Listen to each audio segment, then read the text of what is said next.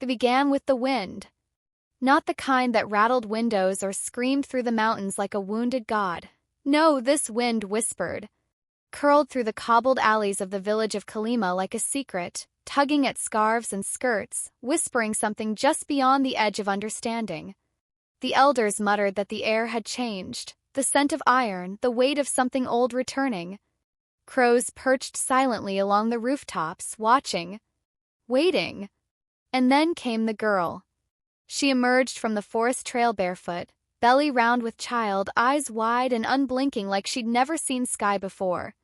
Her skin was pale as if she'd grown under moonlight, not sun, and her dark, tangled hair stuck to her cheeks with a fine mist. She said her name was Reisa, nothing more. Where she came from? She didn't know. How far she'd walked?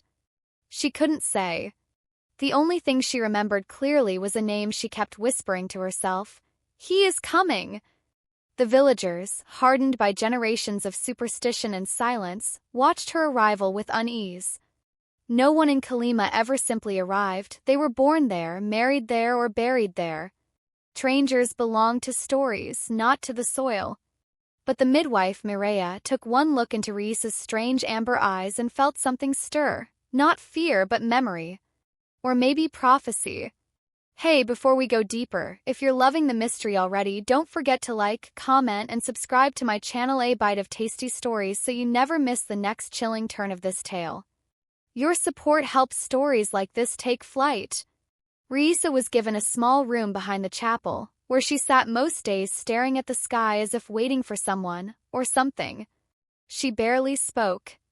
Priest tried to pray with her, but she only hummed soft lullabies in a language no one recognized. She never asked for food but accepted it with grateful silence. Children threw stones at her window, daring each other to peek inside. Some swore they saw a light above her bed at night. Others whispered she had no shadow. Mireya, wise and worn from years of catching babies and burying secrets, visited her often. She brought herbs, fresh water, warm cloths.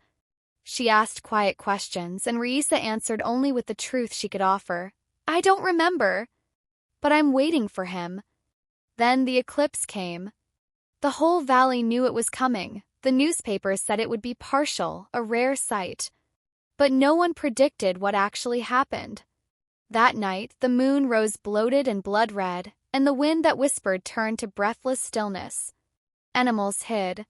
Fires sputtered. Even the stars looked different. Unfamiliar constellations winked into view like old gods watching from the dark. Mireya was in her cottage when the knock came, 3 soft raps like raindrops on wood. She's screaming, said the priest's young apprentice, pale and breathless. It's begun. Mireya didn't need to ask who. She grabbed her bag, the old leather one stitched by her grandmother, and hurried into the night. By the time she reached the chapel's back room, Reisa was on the floor, clutching the woven blankets with white-knuckled fists. Her face was calm, too calm. She wasn't crying. She wasn't sweating. She was humming. I dreamed it like this, Reisa whispered between contractions. Red moon. He was flying. Who? Mireya asked, kneeling beside her, but Reisa only smiled. The labor was quiet, eerie in its stillness. No pain, no blood. Only a faint glow that began to pulse from Reisa's skin as the child crowned. Mireya's hands trembled, and that hadn't happened in 20 years. Then the baby came. A boy, healthy and silent, not crying, not fussing, just staring with impossibly clear silver eyes. And resting gently on each of his small, perfect shoulders, wings, feathered, delicate, folded like they had always been part of him. The down was soft, almost translucent, like snow at sunrise. They twitched once, then lay still. Mireya staggered back. Her mouth opened, but no words came. Outside the chapel, a dog howled. Somewhere in the woods, something answered. Words spread faster than wildfire. By dawn, the villagers had gathered near the chapel gates, murmuring, crossing themselves, casting salt on the ground. Some called the baby an angel. Others whispered he was a curse, born of the blood moon. But Mireia, she only watched the child with wide eyes and an ache in her chest she hadn't felt in decades. Because somewhere, buried in the dust of her memory, she'd seen wings like those before. The baby did not cry. That was the first thing the villagers noticed. Instead of wailing or fussing, the child sang, a soft, trembling melody that filled the small room like a secret wind. It wasn't words, but something more, a hum, a lullaby from a place beyond the forest, the village, and the very earth beneath their feet. Tunes seeped into the walls, curling around every ear and heart that listened. Near the cradle, flowers bloomed in impossible colors, irises of deep violet, wild lilies that glowed faintly under the moonlight, and tiny star-shaped blooms no one had seen before. The earth itself seemed to breathe with the child's song. Outside, the animals came. A fox padded to the doorstep, its eyes gentle and knowing.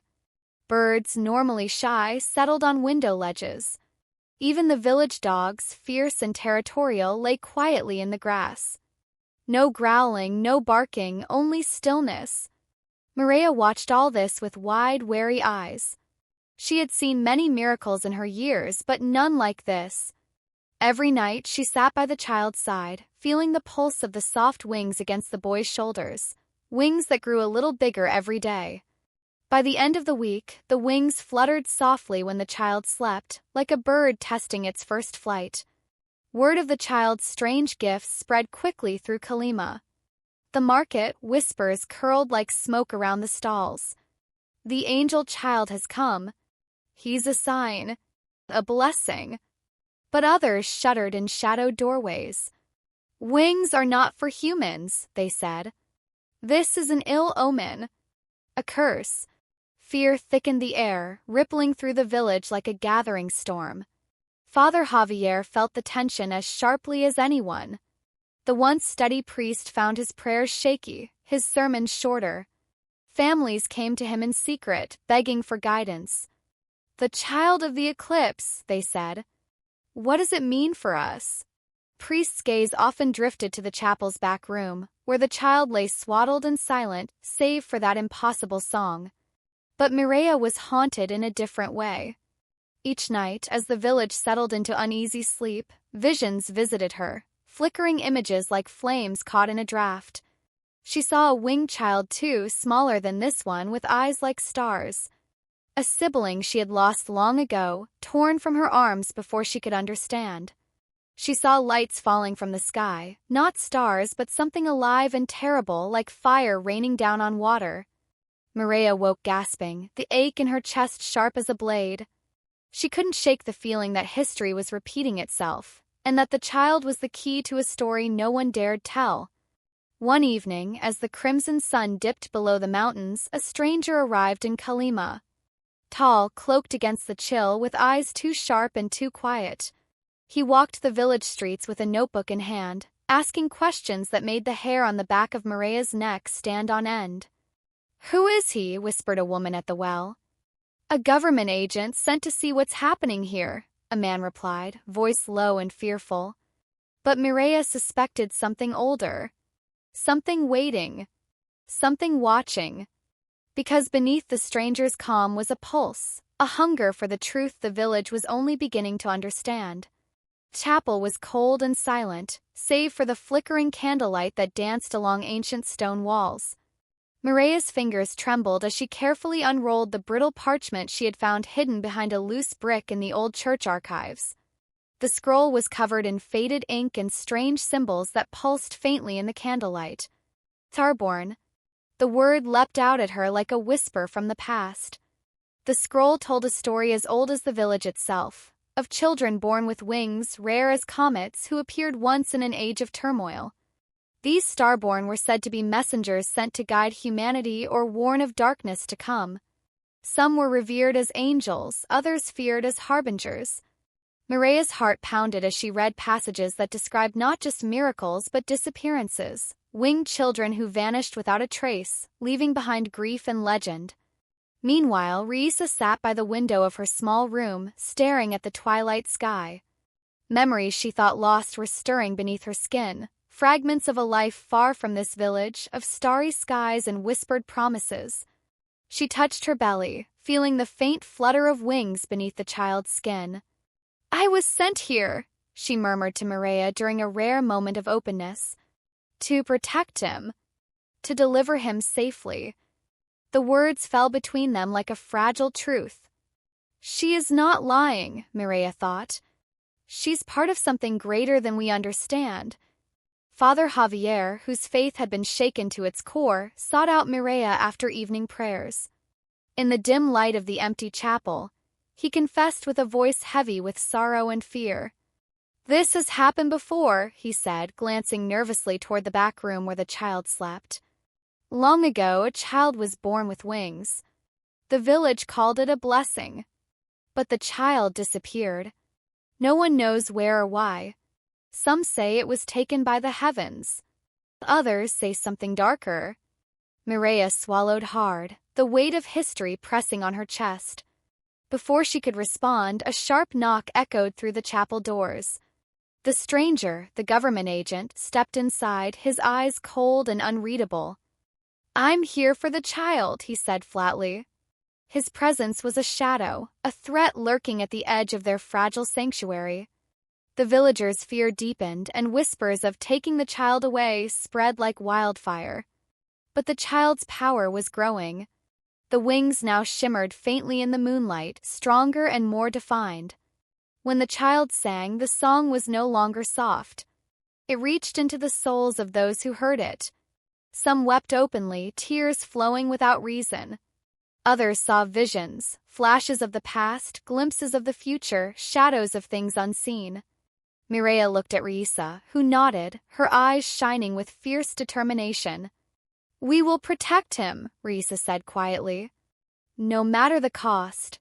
The night was thick with silence, broken only by the soft rustling of leaves and the distant howl of wolves. Inside the small cottage where Raisa and Mireia sat close to the child, a presence stirred, unseen by all but two. The air shimmered like heat rising from stones, and a figure appeared. Not a man. Not quite a woman. It was something else.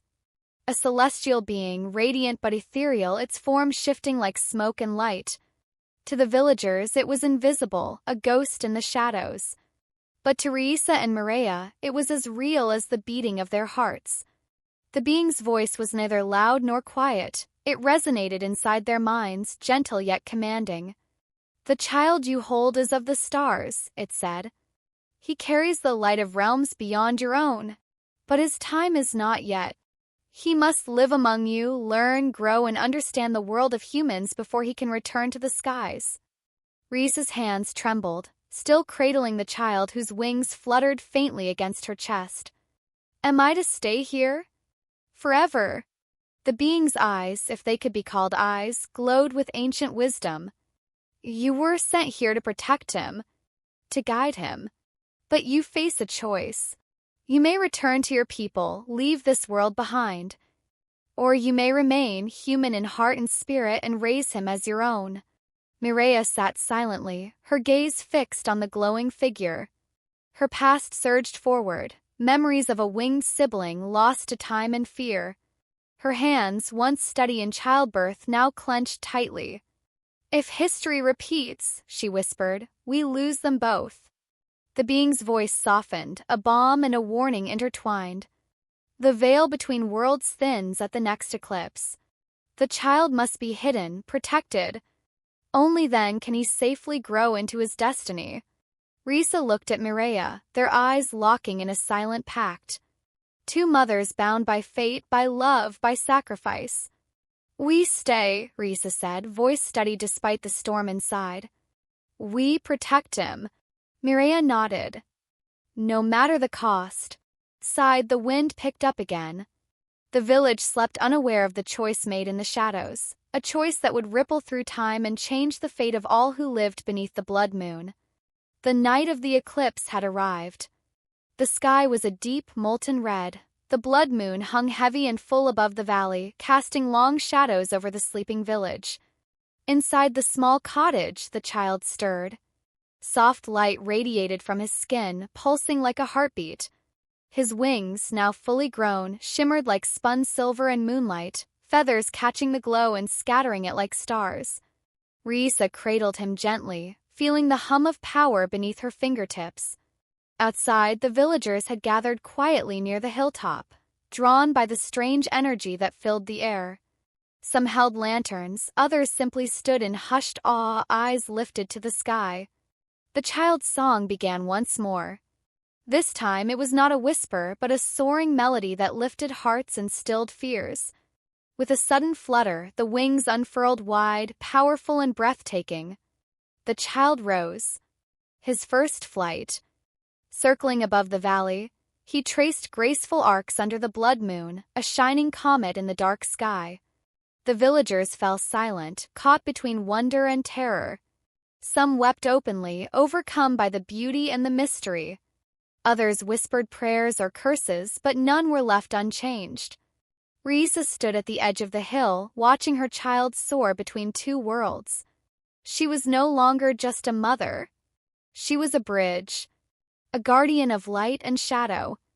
Mireia watched from the edge of the forest, heart heavy yet calm. She had kept her promise, protecting the child, the legacy of wings and wonder.